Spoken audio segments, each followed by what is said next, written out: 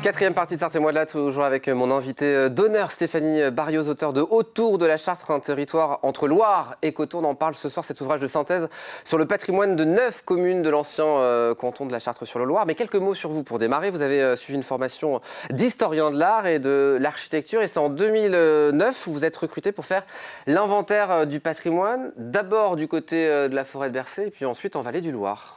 Oui, exactement. Je travaille pour le Pays Vallée du Loir et nous sommes en convention avec la région Pays de la Loire pour faire l'inventaire du patrimoine. Et effectivement, après la forêt de Bercé, je suis descendue de quelques kilomètres vers le sud, vers le Loir. Voilà, vers le Loir. On rappelle ce qu'est un inventaire général du patrimoine. Ça a été mis en place en 1954 par André Malraux, qui était à l'époque ministre des Affaires culturelles, avec une vraie volonté derrière. Voilà, en 1964, effectivement, la volonté, c'était effectivement à ces moments où la France mutait fortement, changeait, où il y avait beaucoup de construction, de reconstruction, de se dire qu'il ne fallait pas que tout disparaisse, il fallait laisser en fait toutes les traces de l'histoire pour des raisons historiques, mais aussi touristiques tout simplement, pour que les gens continuent à venir en France et à trouver tous les endroits intéressants et beaux. Travail de terrain et de recherche documentaire qui recense, étudie et fait connaître au grand public le bâti dans les villes et les campagnes. Vous me le disiez en préparant l'émission, la force d'un inventaire, c'est le terrain. Voilà, c'est le terrain, on va de partout, c'est-à-dire qu'au moins la moitié du temps, je vais voir une à une les fermes, les maisons de bourg, les anciens moulins, je regarde les croix, je regarde les puits, les pompes, et puis bien entendu les églises, les châteaux, les manoirs. Tout ce qui est bâti, on le regarde. Le but, c'est de sensibiliser les habitants, mais aussi les scolaires, les touristes qui peuvent venir dans le coin à l'histoire. Exactement. Et au patrimoine. Voilà, on constitue comme ça une documentation avec les archives, mais aussi avec les photos des photographes de la région, pour que effectivement quelque chose reste, toutes ces traces de l'histoire. Et cela va servir pédagogiquement, cela va servir pour les touristes, ça va servir pour l'aménagement du territoire. Et ça sert à plein de gens qui également nous téléphonent, des particuliers, des associations, des maires, aujourd'hui, demain ou dans 10 ans, et dans très longtemps, j'espère aussi. Alors, ce qui est important de le dire, c'est qu'il n'y a pas de pouvoir décisionnel. Vous n'avez pas un pouvoir de dire, voilà, on va réhabiliter tel endroit, tel lieu. Non, voilà. Face à une destruction d'un endroit, par exemple, d'un élément du patrimoine, vous ne pouvez rien faire. Mais par contre, vous avez comme une on caution, le photographie avant. Voilà, c'est ça.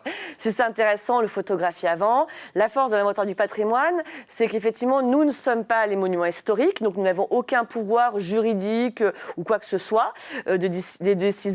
Donc c'est notre force parce que du coup, les gens nous invitent à venir chez eux, ils ne craignent rien.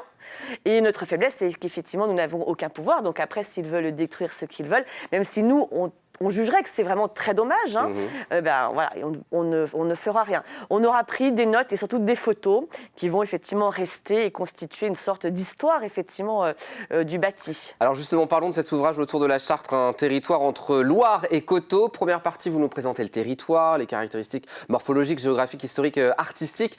On va le voir à l'image, la vallée du Loir, c'est au sud du département.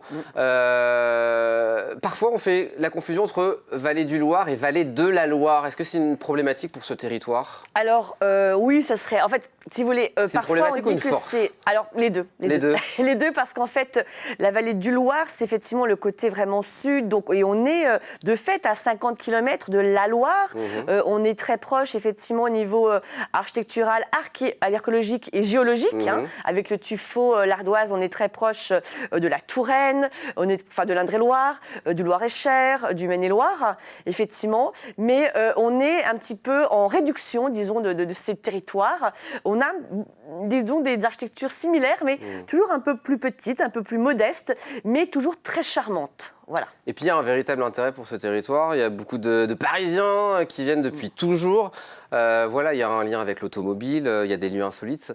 Il y a beaucoup de chassés-croisés, vous m'avez dit, sur ce territoire. Oui, il y a beaucoup de chassés-croisés. Et ça, c'est vraiment historique, puisqu'on était, je vous dis, aux frontières du Maine, de l'Anjou, du Vendômois, de la Touraine.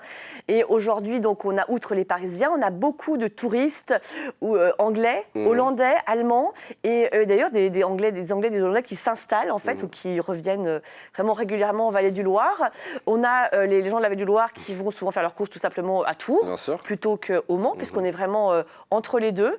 Et donc ces chassés-croisés également ont existé au niveau donc politique, au niveau religieux, économique et culturel. Et puis deux grandes richesses que vous évoquez dans cet ouvrage. D'un côté, la vigne, les vignerons, c'est ça la spécificité, une partie de l'ADN du territoire ? Oui, parce qu'effectivement, on a eu un rétrécissement depuis le début du XXe siècle de tout le vignoble qui était cultivé autrefois dans toute la Sarthe et qui s'est aujourd'hui concentré sur cet ancien canton autour de la Chartre, avec quelques débordements encore en Loire-et-Cher et en Indre-et-Loire. Mais l'essentiel chez nous, c'est chez nous. Voilà, exactement. non, mais en fait, on a donc plus de 25 vignerons qui sont installés dans ces communes.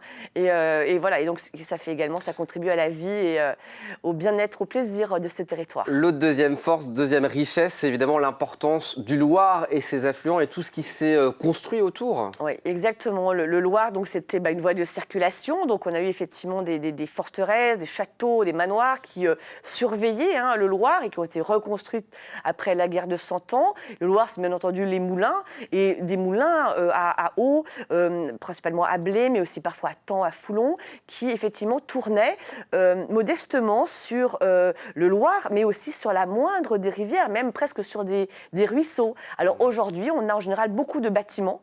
On en a 2, 4, 5 par commune. Et parfois, il reste une roue qui est entretenue par les propriétaires. Première partie, donc, présentation du territoire. Et deuxième partie, découverte des plus beaux éléments du patrimoine par thématique. Et puis, il y a cette pépite, ce centre névralgique, la Chartre-sur-le-Loir, qui allie lieux historiques, artistiques, touristiques, centre de commerce rural avec ses industries, ses vignes et ses antiquaires. Un village qui a vraiment réussi sa mue en 20 ans. Écoutez, moi, je ne l'ai pas connu, je le connais depuis une dizaine d'années. C'est un endroit vraiment très agréable avec cette place au cœur de la Chartre qui est historique. On voit que le seigneur, par exemple, au XVIIe siècle, il repose sa halle au blé et son auditoire de justice. Aujourd'hui, c'est la place devant laquelle il y a plusieurs restaurants, bars, et on y vient toujours avec un très, très grand plaisir, ce que j'appelle la petite mondanité de la Chartre. Alors, oui, c'est très charmant, on regarde qui vient, etc. Quel restaurant on a choisi. Moi, j'adore. Moi aussi j'adore et on embrasse les habitants de la Chartre-sur-le-Loir qui nous regardent ce soir. L'ouvrage aussi souligne les éléments du patrimoine qui montrent à la fois la richesse architecturale et aussi sociétale du territoire. Vous parlez des châteaux bien évidemment, mais aussi des fermes et des étables. Ça aussi c'est important de parler de cette mixité sociale qui existe au sein de ce territoire. C'est très très important parce qu'on est en milieu rural. Donc en fait les fermes constituent finalement 90% du territoire. Et selon les communes, on avait donc 80, 100, 120, 180 fermes qui aujourd'hui sont principalement pour, on va dire 90% d'entre elles, reconverties en résidence principale ou en résidence secondaire. On va finir par un petit questionnaire, des questions que je vais vous poser. Vous allez essayer d'y répondre pour donner l'envie à nos téléspectateurs d'acheter ce bel ouvrage. La découverte la plus étonnante que vous ayez faite dans le cadre de cet inventaire ? Alors donc, on parle de patrimoine, et le patrimoine, c'est aussi le XXe siècle. Donc, on présente la cantine Le Corbusier-Woginski à Marsan. Qui est absolument magnifique. Cantine scolaire, voilà. Le lieu en devenir, selon vous ? Alors, ce sont bien sûr le site des moulins de Paillard, qui était une papeterie très importante au XVIIIe siècle. Des moulins qui, aujourd'hui, accueillent un centre d'art contemporain très important et qui accueille la population, les habitants et tous ceux qui veulent venir pour des expositions toute l'année. Le lieu cultuel à visiter absolument. Alors là, c'est difficile parce qu'en fait, toutes les églises sont très, très jolies. À la Chapelle-Gauguin.